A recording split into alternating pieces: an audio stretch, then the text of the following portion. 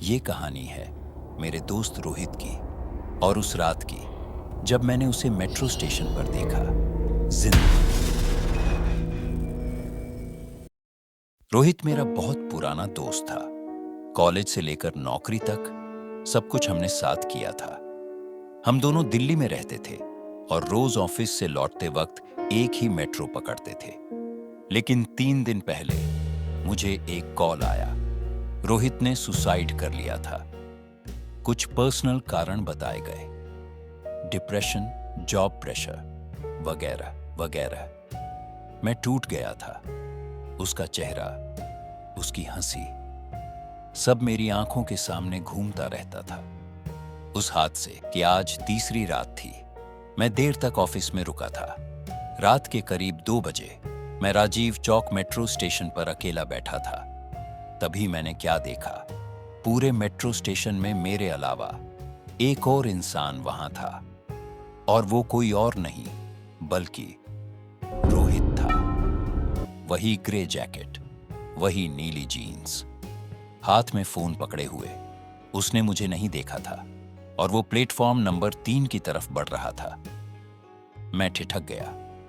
दिमाग कह रहा था शायद कोई उससे मिलता जुलता होगा, लेकिन दिल चिल्ला रहा था ये वही है। मैं चुपचाप उसका पीछा करने लगा। उसने प्लेटफॉर्म के एक कोने पर रुककर फोन निकाला और किसी से बात करने लगा। मैं ठीक हूं, लेकिन वो लोग मेरा पीछा नहीं छोड़ रहे। मेरी रूह कांप गई। उसकी आवाज एकदम रोहित जैसी ही थी। तभी अचानक उसने मुड़कर मेरी तरफ देखा। उसकी आंखें सीधी मेरी आंखों में थीं, लेकिन चेहरे पर कोई भाव नहीं था सिवाय खालीपन के। मैं घबराकर पीछे हट गया और तभी एक तेज झोंका आया, जैसे कोई मेट्रो आई हो। मैंने मुड़कर देखा तो कोई मेट्रो नहीं थी, और जब मैंने रोहित की तरफ देखा तो वो वहां नहीं था। मैं बुरी तरह से डर गया था। अगले दिन मैंने रोहित के छोटे भाई को कॉल किया। मैंने बताया कि मुझे रोहित मेट्रो स्टेशन पर दिखा। उसने मुझे एक बात कही, भैया, रोहित की बॉडी उसी प्लेटफॉर्म नंबर 3 पर मिली थी। सीसीटीवी में भी कुछ नहीं दिखा था, बस उसकी बॉडी थी, अकेली। उसके भाई की बात सुनकर मैं और भी डर गया। मैंने भी जब उसे उस रात कॉल किया था और सामने से किसी ने कॉल उठाया भी था, लेकिन सिर्फ सांसों की आवाज सुनाई दे रही थी। और उस घटना के बाद मैंने कई बार प्लेटफॉर्म नंबर 3 की सीसीटीवी चेक की, और हर बार रात के ठीक 2 बजे वाली क्लिप में कोई एक परछाई दिखाई देती है और कुछ सेकंड बाद ही गायब हो जाती है।